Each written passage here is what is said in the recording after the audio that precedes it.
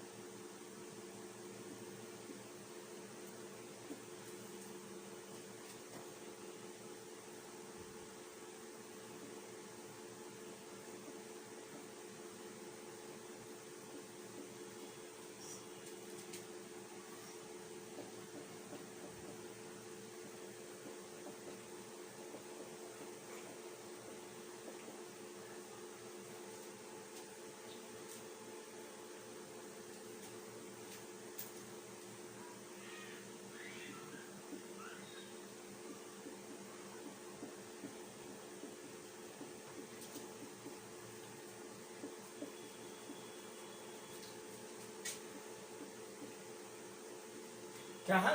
स्वर और व्यंजन के मेल से, स्वर या व्यंजन के मेल से, ठीक है, स्वर और, या के जगह पर यहां और कर दीजिए, स्वर और व्यंजन के मेल से विसर्ग में जो विकार उत्पन्न होता है या परिवर्तन होता है, उसी विकार या परिवर्तन को हम लोग क्या कहते हैं? विसर्ग संधि कहते हैं। क्या कहते हैं? विसर्ग संधि कहते हैं। जिस प्रकार हमने स्वर संधि और व्यंजन संधि के नियमों को समझा, उसी प्रकार हम विसर्ग संधि के नियमों को भी समझेंगे। तो आइए हम लोग चलते हैं इसके नियम पर। इसके भी नियम निम्नलिखित हैं, जो कि अलग अलग प्रकार से आपको समझाया जाएगा। ठीक है, हम लोग चलते हैं विसर्ग संधि के नियम पर। तो हम लोगों ने विसर्ग संधि का परिभाषा देखा, अब उसके नियम को देखते हैं। जिसका पहला नियम है हसी च। क्या है? हसी च। देखिए, इस हसी च का मतलब क्या था और कहता क्या है? कहता है यदि विसर्ग के पहले अस्वर रहे, विसर्ग अर्थात विसर्ग के पहले, ठीक है, प्रथम पद में ही विसर्ग और विसर्ग के पहले अस्वर रहे, ठीक है, अस्वर रहे, और बाद में वर्गों का, बाद में अर्थात अंतिम पद में वर्गों का तृतीय चतुर्थ पंचम अर्थात क वर्ग, च वर्ग, ट वर्ग, कोई सा भी वर्ग हो उसका तृतीय चतुर्थ और पंचम वर्ण रहेगा। क्या रहेगा? तृतीय चतुर्थ और पंचम वर्ण। अगर इन तीनों में से कुछ भी नहीं है तो क्या रहना चाहिए? य, र, ल, व और ह रहना चाहिए।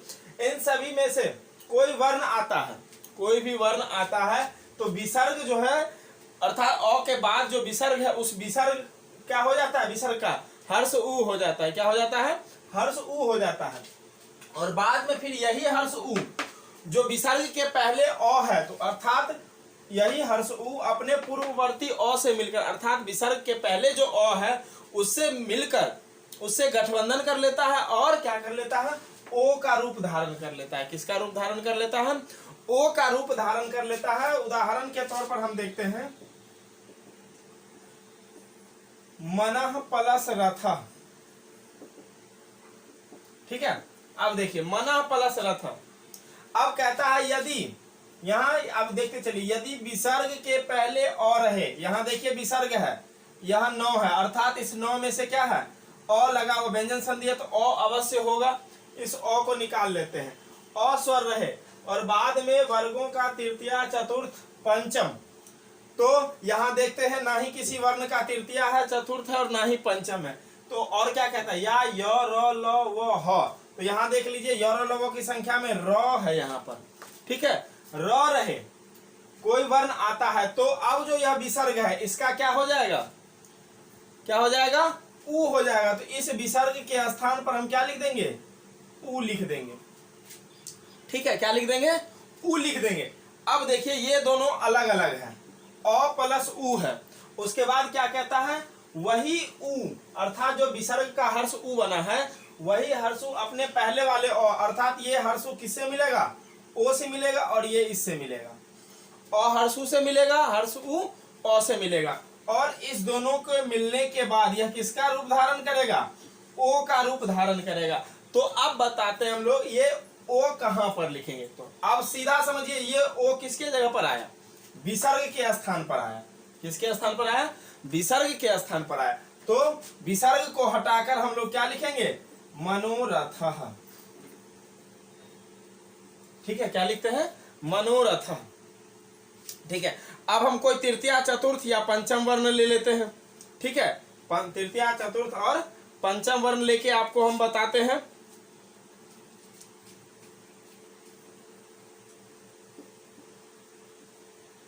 तेजः प्लस मयः, तेजः प्लस मयः। अब देख लीजिए यहाँ पर विसर्ग है, विसर्ग के पहले जो है अर्थात जो में अ है। ठीक है, इसमें से भी अ को निकाल लेते हैं। उसके बाद कहता है बाद में वर्गों का तृतीया चतुर्थ या पंचम। तो देख लीजिए म है यहाँ पर, प वर्ग का 5वां वर्ण है। म क्या है? प वर्ग का 5वां वर्ण है। ठीक है, रहे तो विसर्ग का उ हो जाता है। यह जो विसर्ग है इसका क्या हो जाएगा? उ हो जाएगा। और यही उ किससे मिलेगा? अ से मिलेगा। दोनों को मिलाकर क्या बनेगा? उ बनेगा। यह क्या हो जाएगा? तेजोमयः। क्या हो जाएगा? तेजोमयः। ठीक है, ये हो गया आपका विसर्ग संधि का पहला नियम, जिसको हम लोग कहते हैं हसी च।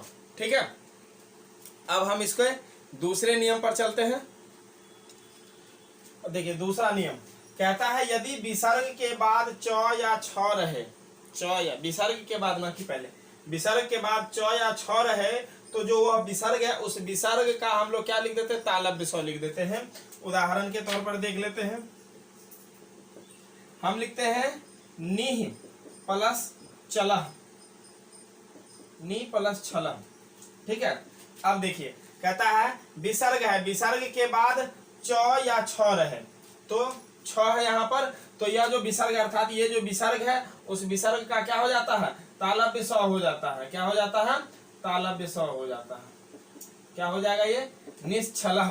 ठीक है, उसके बाद कहता है तथा वही विसर्ग के बाद ट या ठ हो तो, ट या ठ हो तो विसर्ग जो है उस विसर्ग का क्या हो जाता है? मूर्धन्त स हो जाता है। क्या हो जाता है? मूर्धन्त स हो जाता है। जैसे देख लीजिए धनु प्लस टंकारः, धनु प्लस टंकारः। अब देख लीजिए यहाँ पर विसर्ग है, विसर्ग के बाद ट है। ठीक है, विसर्ग के बाद क्या है? ट है। तो इस विसर्ग के जगह पर क्या हो जाएगा? मूर्धन्त स हो जाएगा। क्या हो जाएगा? तो क्या हो जाएगा? ये मूर्धन्त स हो जाएगा, धनुष टंकारः। ठीक है, ये था विसर्ग संधि का दूसरा नियम। अब हम लोग चलते हैं विसर्ग संधि के तीसरे नियम पर। इसका तीसरा नियम देखते हैं विसर्ग संधि का। कहता है वासरी अर्थात यदि विसर्ग के बाद कोई सकार, सकार मतलब तीनों सौ, तालव्य स, मूर्धन्त स, दंत स, तीनों सौ में से कोई भी एक सौ रहता है, जो शब्द रहता है, जो सौ रहता है, तालव्य स, मूर्धन्त स, दंत स, सब अर्थात विसर्ग के बाद जो सौ रहेगा तो वह विसर्ग उसी सौ में परिवर्तन हो जाएगा। ठीक है, या विसर्ग के बाद तालव्य स रहेगा तो वह तालव्य स में परिवर्तन हो जाएगा, मूर्धन्त स रहेगा तो वह मूर्धन्त स में परिवर्तन हो जाएगा, या दंत स में रहता है तो वह दंत स में परिवर्तन हो जाता है। ठीक है, तो एग्जाम्पल के तौर पर हम देखते हैं यथा दुह प्लस शासन। ठीक है, दुह प्लस शासन कहता है विसर्ग के बाद कोई भी स्वर है तो कौन सा स्वर है? तालव्य स्वर है, तो विसर्ग का वही स्वकार अर्थात यह विसर्ग यह तालव्य स्वर में बदल जाएगा। ठीक है, तो यह क्या हो जाएगा? दुस्शासन। ठीक है, अब एक और देख लेते हैं। यह विसर्ग तालव्य स्वर में बदला। अब यदि निह प्लस संदेह, निह प्लस संदेह अर्थात विसर्ग के बाद तालव्य स्वर है तो यह विसर्ग किसमें बदलेगा? सॉरी, दंत स्वर है तो वह दंत स्वर में ही बदलेगा। क्या हो जाएगा? निस्संदेह। ठीक है। या इसके अलावा अगर नहीं बदलते हैं तो वह विसर्ग ज्यों का त्यों रहेगा, उसमें कोई परिवर्तन नहीं होगा। ठीक है, जैसे दुशासन, निसंदेह, ठीक है, ऐसे हम लोग लिख सकते हैं। ठीक है, तो चौथा नियम बहुत आसान था। ठीक है, जिस प्रकार का स्व रहेगा विसर्ग को उसी प्रकार के स्व में हम परिवर्तन कर देंगे। ठीक है ना, चाहे वो तालव्य स्व हो, मूर्धन्य स्व हो या दंत स्व हो। ठीक है, ये था हमारा तीसरा नियम। अब हम लोग चलते हैं चौथे नियम पर। देखिए व्यंजन संधि के चौथा नियम। ठीक है, कहता है रोरी ढ्रलोपे पूर्वस्य दीर्घो अनः। रोरी ढ्रलोपे पूर्वस्य दीर्घो अनः, अर्थात यदि विसर्ग के बाद र आए तो, यदि विसर्ग के बाद र आए तो विसर्ग का पहला वाला ह्रस्व, अर्थात विसर्ग के पहले ह्रस्व स्वर होता है।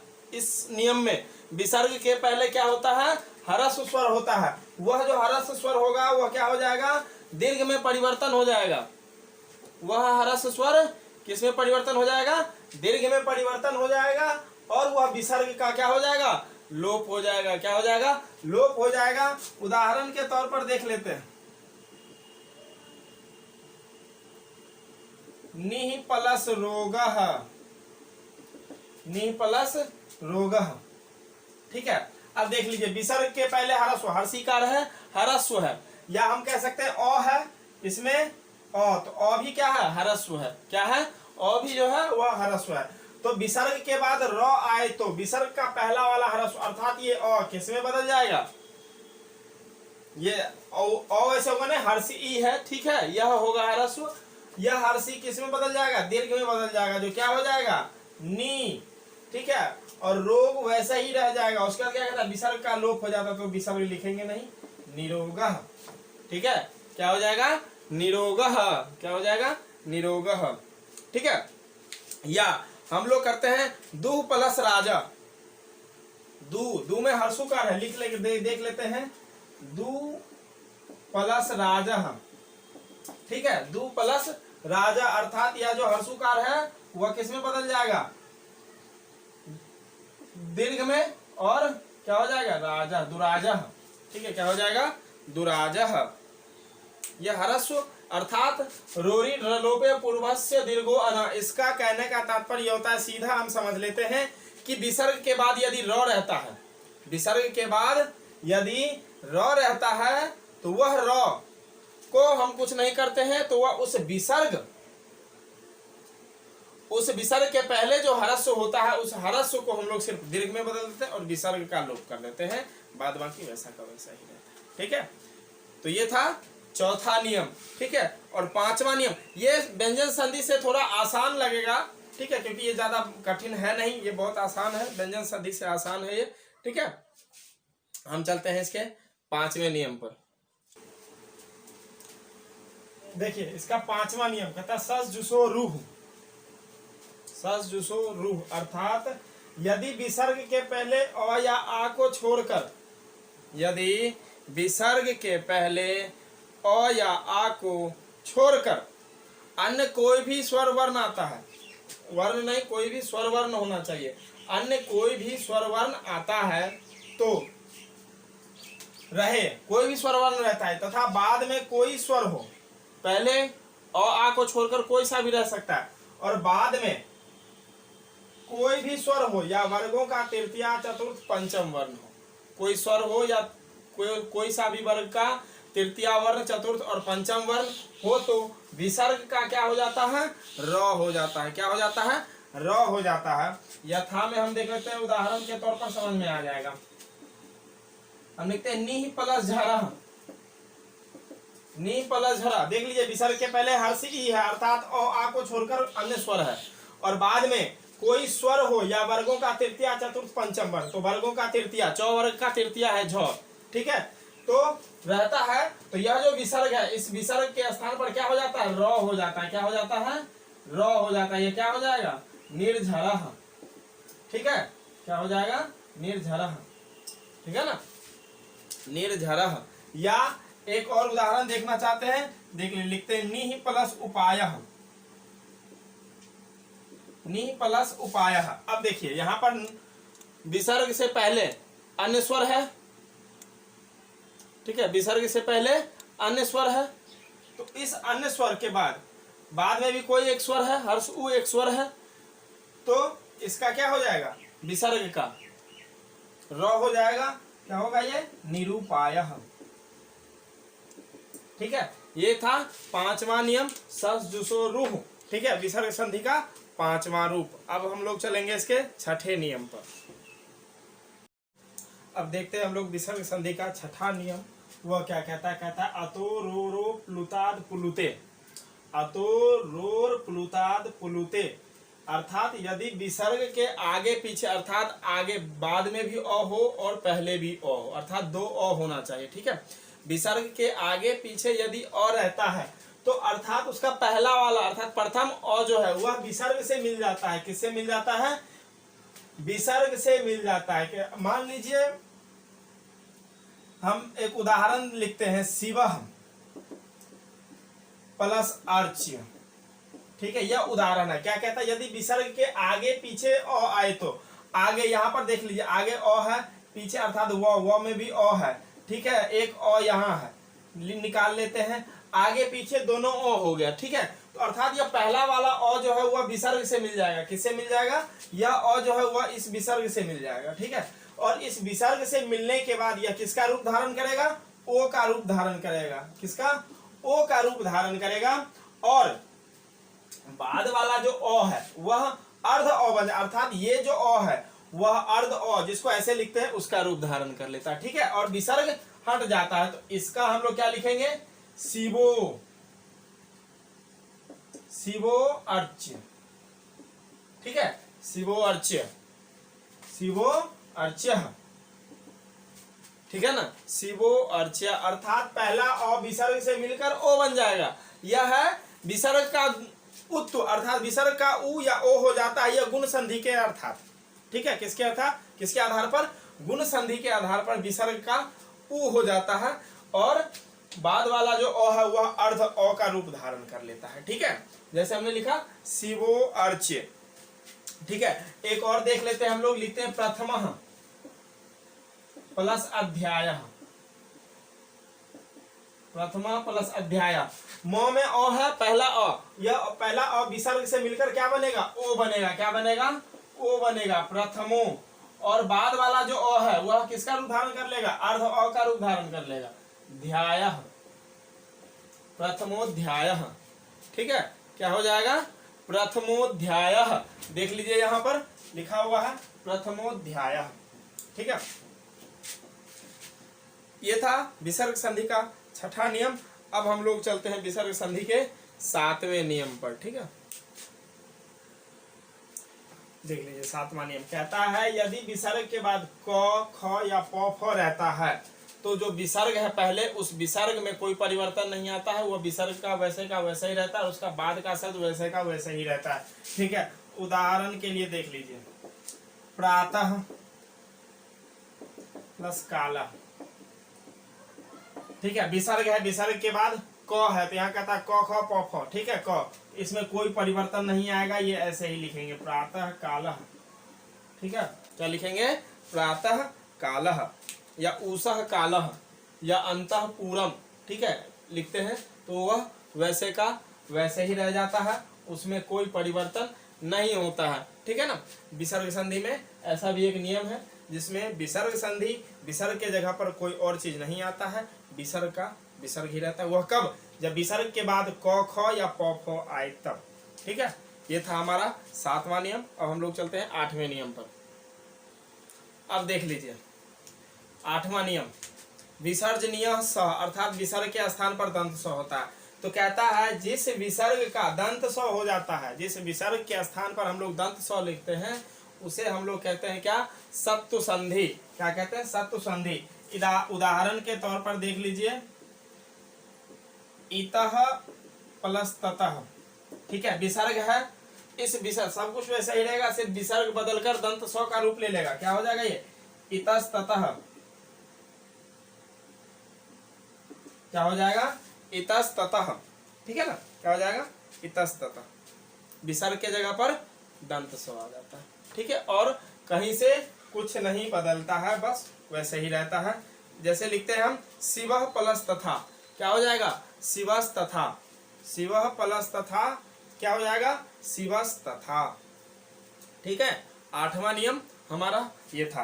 अब हम लोग चलते हैं इसके अंतिम नियम, नियम नंबर 9। ठीक है ना, उस पर चलते हैं हम लोग। अब जो अंतिम नियम है वह क्या है, कहता है इदु दु पदस्य चा प्रत्यय, अर्थात विसर्ग के पहले या हर्ष ई या हर्ष उ रहता है, सॉरी दीर्घ ई या हर्ष उ रहता है, दीर्घ ई या हर्ष उ रहता है तो, और बाद में क ख या प फ रहता है, अर्थात विसर्ग के पहले दीर्घ ई या हर्ष उ रहे और बाद में क ख या प फ रहता है, तो उस विसर्ग के जगह पर हम मूर्धन्त स्व का प्रयोग करते हैं। किसका प्रयोग करते हैं, मूर्धन्त स्व का प्रयोग करते हैं। उदाहरण के तौर पर हम देख लेते हैं।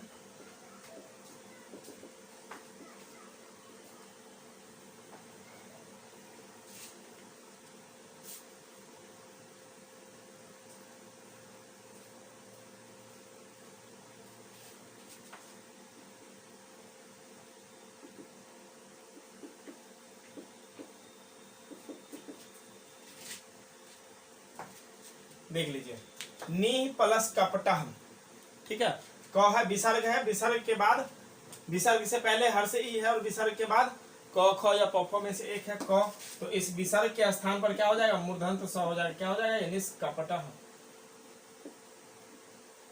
या नी प्लस फलम, ठीक है, क्या हो जाएगा निष्फलम, निष्फलम, ठीक है, निष्फलम। अब ये था हमारा विसर्ग संधि का अंतिम नियम जो हमने आपको बताया, आप लोग समझ गए होंगे। ठीक है, और संधि आज पूरा खत्म हो चुका है, तीनों संधि स्वर व्यंजन और विसर्ग तीनों संधि खत्म हो चुका है, और हम अपने नेक्स्ट क्लास में दूसरे टॉपिक को लेकर आएंगे, दूसरे चैप्टर को लेकर आएंगे और उसको समझाएंगे। ठीक है, और आज का क्लास यहीं समाप्त होता है। धन्यवाद।